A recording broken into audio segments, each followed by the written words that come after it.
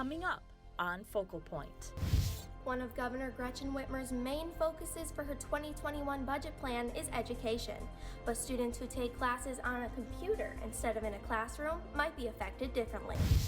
It's been open since the 1940s, and now it's closing. Coming up, I'll show you how one MSU student grabbed life by the handlebars. Focal Point starts now. Hello and welcome to Focal Point. I'm Brandon Rothenberg. And I'm Michaela Temple. We begin today's show with Governor Whitmer's release of the 2021 Education Budget Plan. That's right. The governor has a plan to increase the funding for basic classroom expenses, community colleges, and preschool programs. But the same might not be said for kids who do their schooling online. The education of our kids is paramount, and that's why this really is the best education budget anyone's seen in a couple of decades.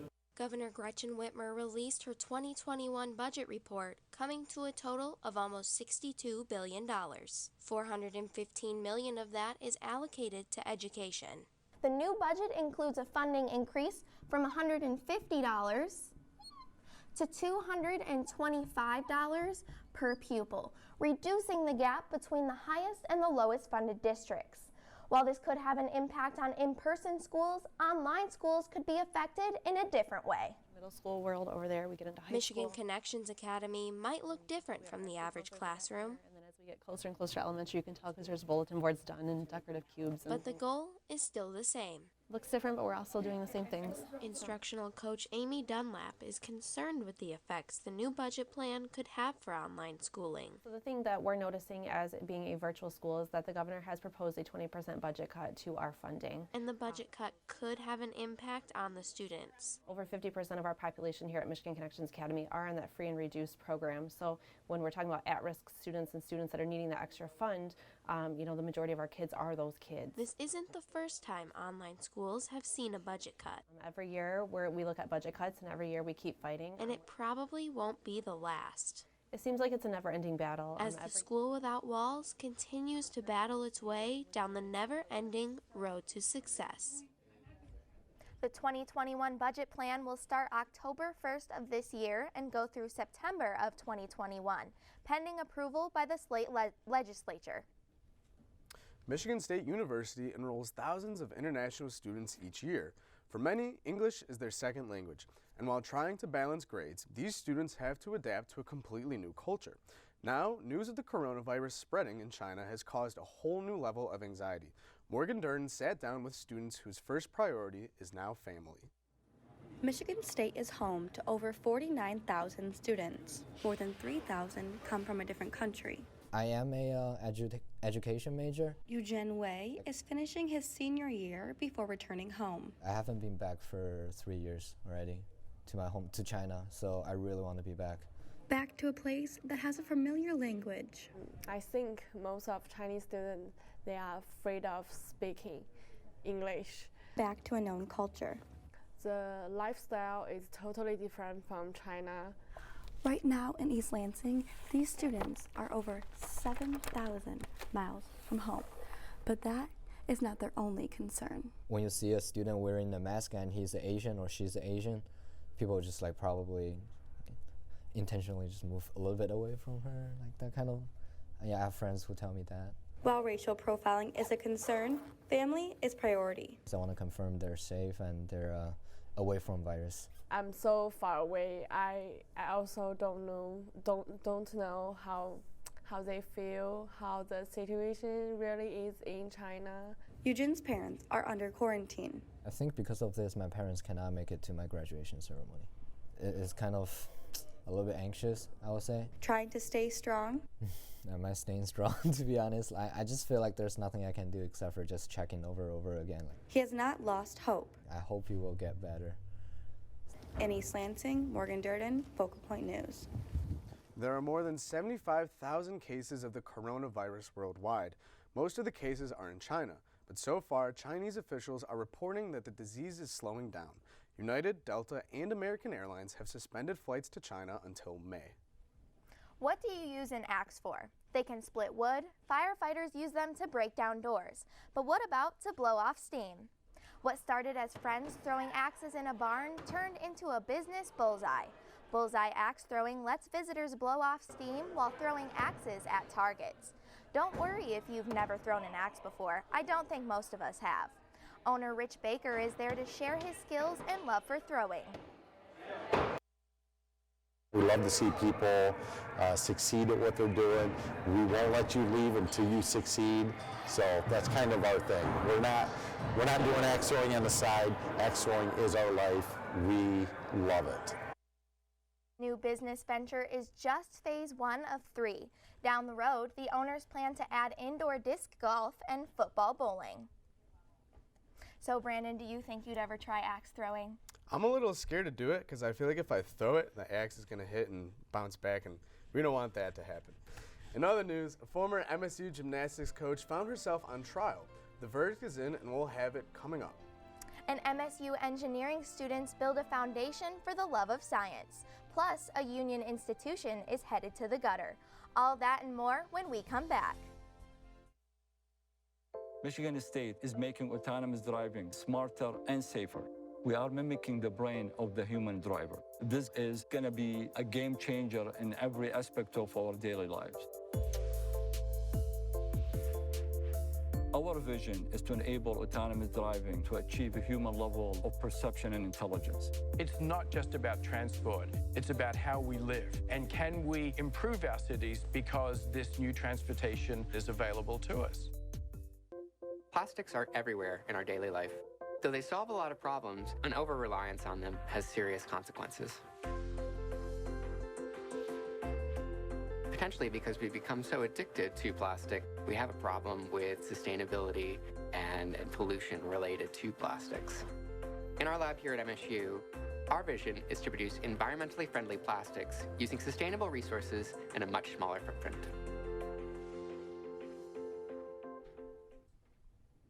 Welcome back to Focal Point. We actually had a lot of sunshine this week, and that's really rare this time of the year, especially living in Michigan. But I will say that the temperatures were still too cold for my liking. Kaylee Garrison is at the weather wall. Can we expect a warm-up this week, Kaylee?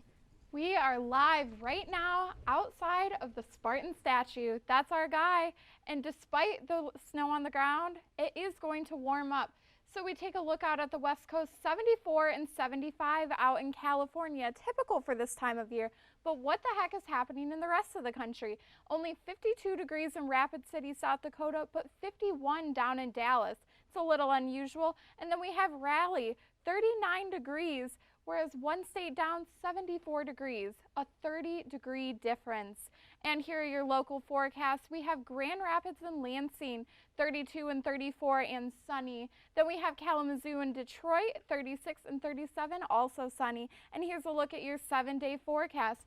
It's actually going to feel like spring this weekend. 34 and sunny today. Bundle up tonight because it's going to be 23 tonight. Mid to high 40s and sunny this weekend with an 80% chance of snow on Monday and more snow the rest of the week.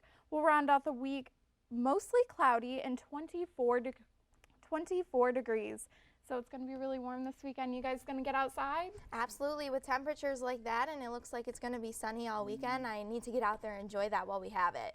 Yeah, next week is spring break, so I can't wait to finally escape the cold. Thanks, Kaylee. Larry Nassar survivors continue the fight for justice as the former MSU gymnastics coach learns of her fate in court. And no more splits, but we may get more breaks. Morgan Durden explains in our on-campus report. Morgan? Thanks, guys.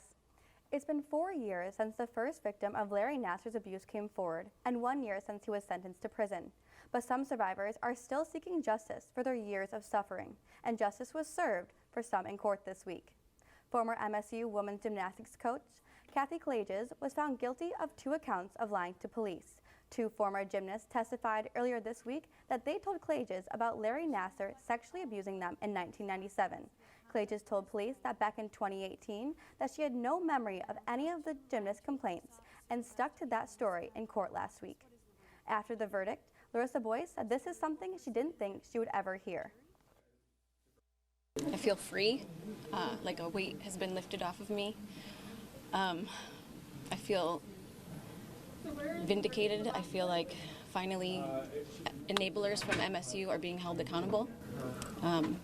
Finally, justice.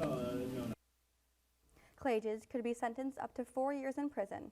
Sentencing is set for April 15th. It's almost spring break, but what about a fall break? MSU student government has a plan to give students a break in October. Their proposal for a new academic calendar also cancels class on Election Day and the day before Thanksgiving. If approved, the schedule will also extend winter break and push back spring break to mid-March. These changes will not change the total number of class days. The proposed calendar now goes to the MSU administration. If approved, it will go into effect in 2021. Tucked in the basement of the Union is a hidden gem that often gets overlooked. Maybe you know what we're talking about. A place where Spartans have gathered for nearly 70 years. A place to put on silly shoes and knock down some pins. But now the iconic Spartan Lanes will soon only be a memory. Focal Point's Brandon Rothenberg has more from the Union. After 70 years, it's a pretty great job. Spartan Lanes closes its doors for good. Stuck working a weekend night isn't the worst thing when it's here. I don't think it has the rep it needs to stay open. There's been plenty of lifelong memories made in these lanes. Like my mom went to Michigan State and she said she's had classes in here, so I know it's been a staple of Michigan State students' student life for 40 years. Nothing has quite the history that Spartan Lanes does, or the unpredictability. I mean, you go to a different lane, you get a completely different experience, and I love that. Michelle Powell explains why it's closing at the end of the school year. Just due to the nature of the conditions of the space. Like I said, it's the accessibility concerns that we have. Also just, it's a little bit dated. But on Wednesday nights, Spartan Lanes gets a little crazy. Oh, that's a strike. Wednesday nights are the most popular night featuring cosmic bowling and is free for all MSU students. Yeah, we're juniors. We've been coming here every year, or every Wednesday since freshman year. We do it every once in a while, but we're starting to come more and more. There's no telling what the future holds for Spartan Lanes. We think it'd be really a tragedy if it were taken away from future students. At the Union, Brandon Rothenberg. I was gonna scream. Focal Point News. Let's go. A final event is being planned at Spartan Lanes when it closes May 1st. Union officials are still trying to pin down exactly what will go in the space, but say they are interested in student feedback. MSU engineering students organize an engineering day at Impression 5 Science Center. It's never too early to build a foundation in science, so kids spent the day building circuits, playing with robots, and learning about engineering. Organizers hope the kids learned something and had fun too. The day was also a fundraiser for the College of Engineering. College clubs set up activities, and the favorite went home with prize money. So the fun part about today is that it's a competition amongst all these clubs. So they're kind of competing with each other to win prize money. And with that prize money, they're able to fund their projects and their travel expenses and things like that. Day at Impression 5 was part of E-Week. The week-long celebration of engineering also featured career fairs, a robotics competition, and a day of activities geared towards girls interested in STEM. I'm Morgan Durden. That's all for Campus News. Thanks, Morgan. It looks like those kids had a blast. It definitely did. It's been a big week in sports. Men and women's basketball played yesterday, and ESPN made a stop in East Lansing last weekend. But first, we have Joe Freihofer live at Munn Ice Arena to tell us what's happening on the ice. Joe? Yeah, guys, it might be chilly outside, but here on the ice behind me tonight, things are going to be heating up. The Ohio State Buckeyes roll into town for a two-game stretch against Michigan State here inside Munn. Puck is set to drop at 7 p.m. I'll also run you guys some hardwood highlights from this past week's games of Michigan State women's and men's hoops, and we'll take a look back at Saturday's College Game Day. All that and more coming up this week on Sports. Michigan State said we will be the stake in the ground for public health in Flint. We want to create a viable public health model for other cities like Flint, where most importantly, the community has ownership of the outcome. We have multiple programs. We have the Flint Center for Health Equity Solutions. We have the Flint Lead Exposure Registry and the Strengthening Flint Families Initiative. Our work happens out there in the community with our partners. I'm an English professor who studies comic books. Michigan State University is home to the largest publicly available comic art collection in the world. Examining comics through a scholarly lens can tell us a lot about who we are. They chronicle the aspirations and anxieties that define modern society. And a lot of my research provides context to why comics matter. My name is Julian Chambliss, and I am a Spartan. Welcome back to Focal Point News. I'm Joe Fryhofer. We're here live in Munn Ice Arena, where behind me, in just a few hours, it's going to be Spartans and Buckeyes going head-to-head for a two-game stand. Now, Ohio State just one win away from that fourth-place Big Ten Conference spot where Michigan State currently sits. So head coach Danton Cole, coming into this weekend skid, knows just how important this series will prove to be. As tight as the standings are, it doesn't matter who you really play. Everything's a big game. But, being tied with Ohio State, they're, a very good hockey team. Present a lot of challenges. They're deep, they're old, but we've had some good battles with them over the years, and hey, we need to have our best game on Friday night.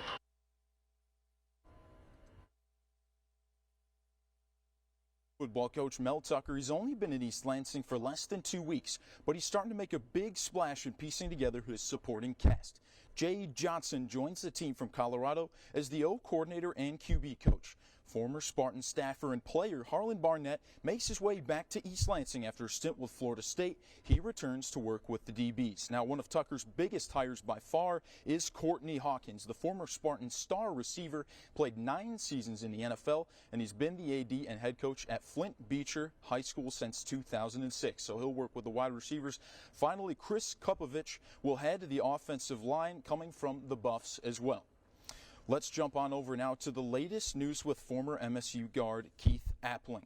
After a brief stint of professional hoops with the Orlando Magic and playing overseas, police charged Appling with drug crimes after finding 19 grams of heroin in his vehicle. Police say he also planned to sell it. Appling was actually named Michigan's Mr. Basketball and played for Izzo from 2010 to 2014, so his next hearing on that one is scheduled for February 25th.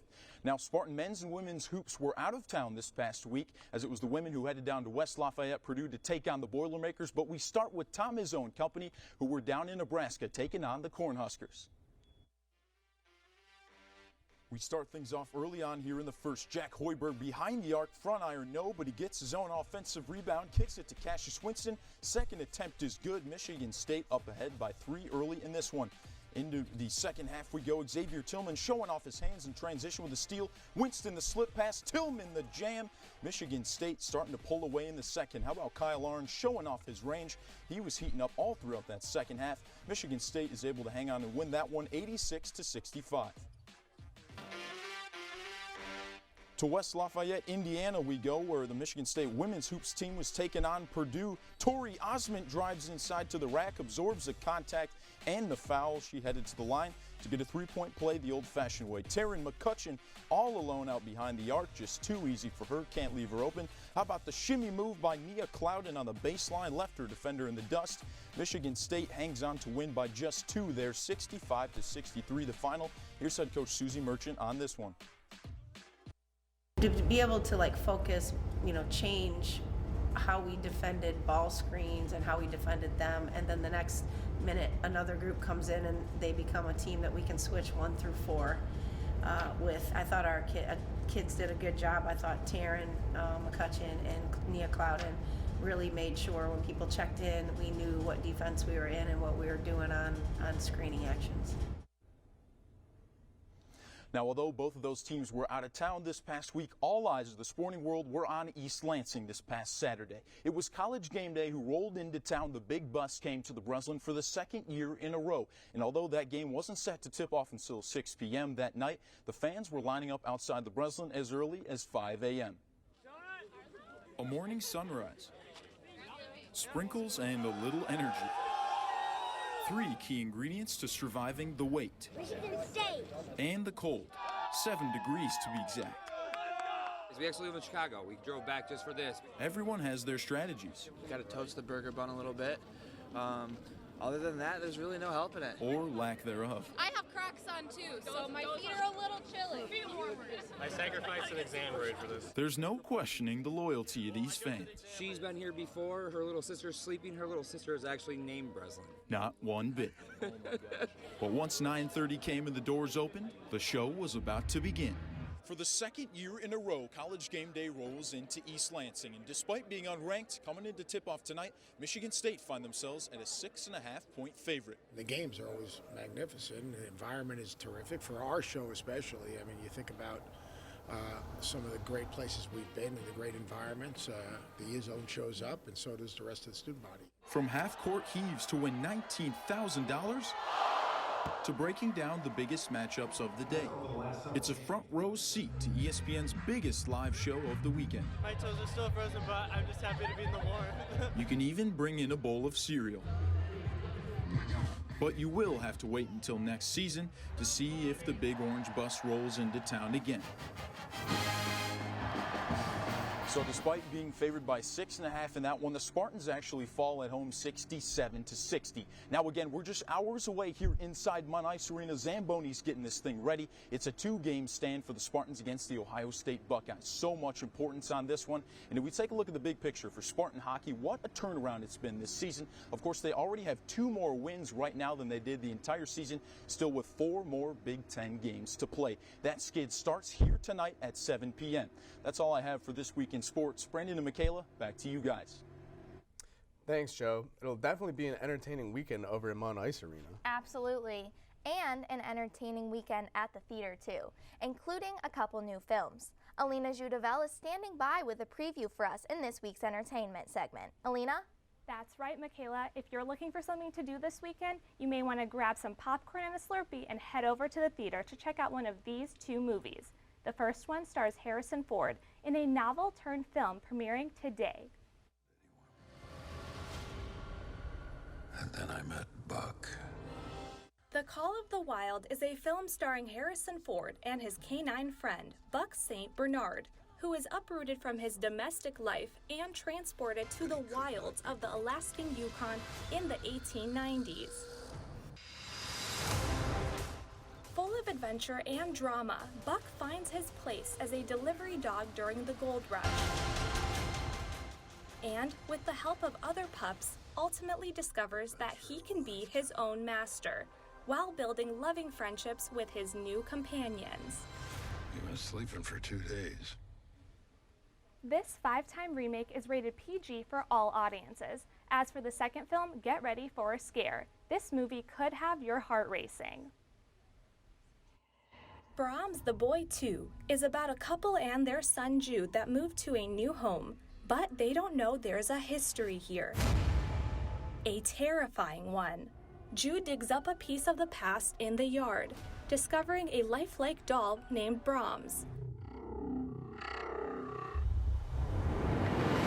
He soon discovers this is not just any ordinary doll. This supernatural horror is a sequel to the 2016 film, The Boy, and is rated PG-13. I'm Alina Judavel, and that's all for entertainment news this week. Thanks, Alina. Michaela, are you a fan of horror films? I am. I love a good jump scare every once in a while, and I'm really looking forward to a lot of these new ones that are coming out and all the remakes. I, for one, I'm not the biggest fan. Charcot-Marie tooth disease is a neurological condition that affects 1 in 2,500 Americans. Symptoms include muscle weakness, foot deformity, and pain. Alina Judavel introduces us to one woman who spun this pain into a passion in this week's Focal Point Friday finale. Sometimes we all need a little motivation. For Brianna Olszewski, that time came when she was diagnosed with Charcot-Marie tooth disease. At that time, didn't really have any motivation myself to get better. I was just kind of upset. Dr. Amit Sachdev specializes in CMT. Charcot-Marie tooth disease is a disease of the nerves that help you feel and move. That kind of caught me off guard because, that's upsetting. I don't want to hear that I'm not going to be able to walk at 25. The bones in her left foot started to deform to the point where she could not walk properly. The treatment plan included physical therapy and almost 5 months of serial casting. As I said, it wasn't the most comfortable process, so I wanted a good outcome from it. Then she was introduced to a CMT-friendly exercise. Some call it cycling, some call it spinning. Either way, it's a workout. And for CMT patients, it can be a form of physical therapy. Pedaling actually helps the bones in the foot align properly. I took that first class. I remember coming home and I was like, this is it. This is what I want to do. She increased her walking range back to normal and became a certified spin instructor. You're almost there. You're back. Just like to teach people that like it will be okay, and that like even like if you do have like an injury or like a disability, like it shouldn't limit you to not do things. Now, the person who needed motivation is sharing it with others. You're riding that beat is a 75 to 80. In East Lansing, Alina Juravel, Focal Point News. Brianna says she's even considering opening up her own spin studio one day. It's wonderful how she spun something negative into a positive in her life. Absolutely. That's all for this week's edition of Focal Point. I'm Brandon Rothenberg. And I'm Michaela Temple. We end today's show with the sounds of the MSU Concert Band. Have a great day.